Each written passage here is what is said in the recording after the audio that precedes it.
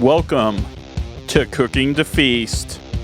Today, we're going to be taking some simple ingredients like these buns and toppings like cheese, and we're going to add some meat into the mix, and we're going to take all this and we're going to make smash burgers. That's right, fan favorite here, everyone loves them. The biggest thing here is really the meat. You're going to want to use an 80-20 blend. You want to get a little fat in there. Everyone knows that, everyone harps on the 80-20 blend. But we're going to start off here. We're going to make essentially some meatballs here. We're going to roll out the balls and we're going to try to get them between 3 to 4 ounces. That's what I like. I like them a little bigger, so I'm going closer to 4 ounces on this. 3.9 to get technical on this one. But once you have them all rolled out, make sure that they're not perfect round balls. You saw me pinching at them earlier. You're going to want these little crevices and divots in there. And that's when you smash them down, they won't be perfectly flat.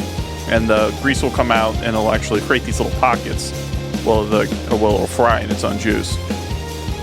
You'll want to salt this ahead of time and then let them sit. The ball of meat will essentially absorb some of the salt into it.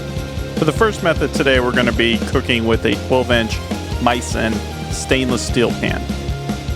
And we're going to be using some avocado oil here. We're going to kind of try to attempt to simulate like a flat top.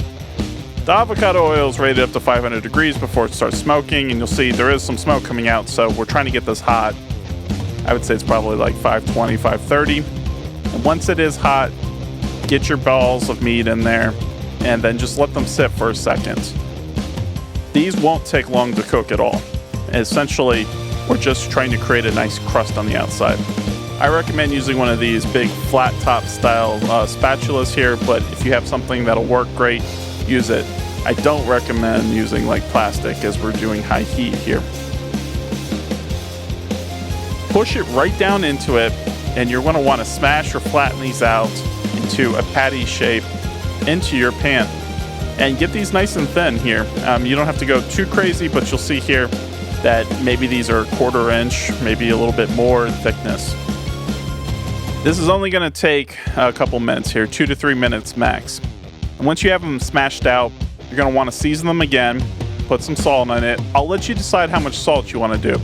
I like a lot, and I like heavily seasoned food. So salt, pepper on this, and then after we're done seasoning, you're going to see the edges kind of crisp up and the grease pull up on the top. Once that happens, boom, let's flip it. And then here, let's get the second one. And this is where the metal really works well if you have any bits that are sticking. Go ahead, flip it. And now we're going to get some close-ups of what's going on here. This crust that is formed. This is what we want here. This is the exact thing, the whole purpose of doing a smash burger. What that is, it's a chemical reaction between amino acids and sugars reducing, and it's called the Maillard reaction. And why is this important? Because, well, that translates into a good flavor. Similar to like the caramel flavoring or like something with like browning of toast. It's when you add that high heat to meat, you get that nice coloring in there. So add your cheese, cover it a little bit. Remember, we only need like 2 more minutes. Once that's happening, you want to get everything prepped on here. Get your buns out, and then we'll transfer our patties to the bread. Add whatever toppings you want. This isn't a topping guide. I'm kind of more minimalist when it comes to this. Take a look at it. But you know what? Something's missing here.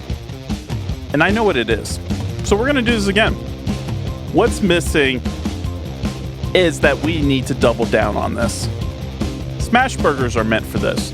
Stacking up patties into 2 and really 3. I mean, if you want to cook to feast, take a look at that right there. This is where it is. You get the layers of the crust and cheese and build it up. And then you can add whatever else you want. I like bacon on mine. But that layers of crust from the Maillard reaction combined with the cheese is really what is great about the smash burger. And look at that bacon getting on there. Fresh bacon on there is just the best. When you stack the patties up, you could just do a half-pound burger, you know, a thick half-pound burger, and that is great on its own too. But really what we're doing is getting layers of this crust. So this is a completely different flavoring than that traditional thick burger. Of course, it's still a burger at the end of the day and tastes similar, but that extra crust that you're adding to it is perfect. And now take a look at this. So we're going to do a couple other demonstrations here. I want to show you how you can do smash burgers using charcoal out on a grill.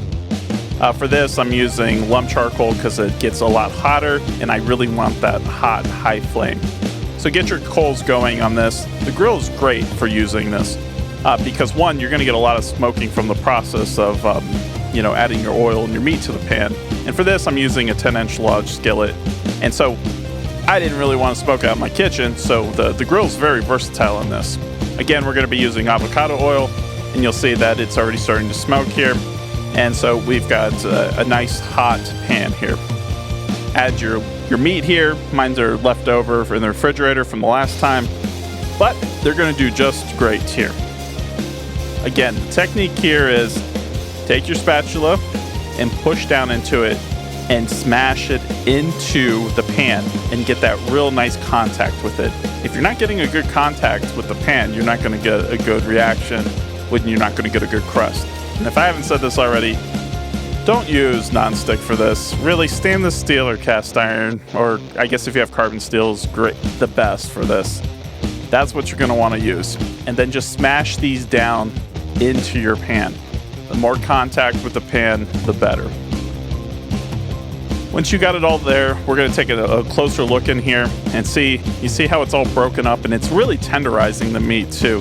When you're flash cooking this so hot, you're going to get that nice crust on the outside, but don't think this is going to be like a real hard burger. It's really tender, actually.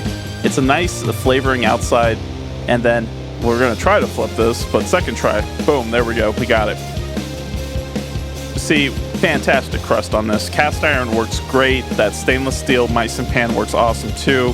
But look at the results on this cast iron. Here you go. Look at it again. These don't take very long. As soon as you're flipping it, you're going to want to prepare everything else. Other great thing about using your grill is you can use the same heat source and toast your buns here. Not a big kind of mayonnaise person, but today I'm going to use some guacamole that I have left over, because I do want some creaminess on the burger here, but use whatever you want. This isn't a toppings lesson, so just use whatever you want to use. I'm using ketchup for some sweetness. I really think that beef does really well with saltiness and sweetness. That's a personal preference here. So I know not everyone likes ketchup, but here's what I got. Here's another version of it. You got guacamole and you got the smash burgers, and then you got some bacon on top of it. This is, get creative on this, do whatever you want. And so for the final demonstration here, I'm gonna show you high heat, high heat inside. I know I wasn't smoking out my kitchen before, so I did the outside, but you know what? I'm gonna do it for you guys. Here we go, I can already hear the fire detector going off, or the smoke detector here. Oh, look at all the smoke. So I'm doing this for you. I'm smoking out my kitchen.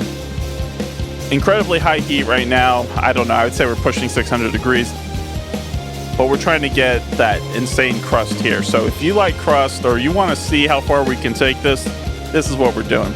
Ended up buying this contraption here and thought I'd give it a test out, but after the fact realized you're supposed to put a piece of parchment paper in between to get it to not stick and use it on a bigger surface. So we're going to go back to old reliable here. Again, big flat top style spatula here. We're going to just smash these burgers down in here. And I mean, it looks great. I mean, really, just look how well it works. Even at this heat, I mean, like maybe 2 minutes per side here. And so get it all nice and seasoned up. And on this time lapse, you'll see the patties start shrinking down and the grease and juices start to really pull on top. It's really reduced down in size. And then so flip them over and you'll see an abundance of crust on these versions. Wow, that is really hot pan. At this point, it does not need much longer here. So we're just going to get this American cheese on immediately in this time lapse here, maybe another minute. You'll see the cheese completely soften up. Use whatever cheese you want. I've been using cheddar, but this American cheese, I think you should give it a try at least once. And if you don't like it, okay, cool. Use whatever you want. And then fresh bacon. I gotta tell you, fresh bacon is so much better. I can't stand when restaurants use some like cold, like leftover bacon. It's not the same.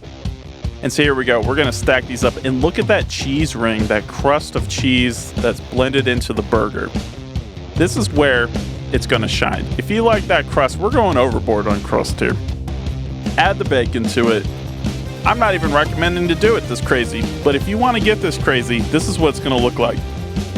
It looks charred on the outside, but I can guarantee you it's not charred. We just have an insane amount of crust on the outside. Nice cheese. Let's get a close-up of that cheese. Look at that. That right there is some real good flavor right there. Add your sweetness and your ketchup if you want to. And there you go. There it is. That's a finished burger. To review all our work today, we have a few different methods for creating smash burgers here. And so this is Cooking to Feast. Subscribe for more.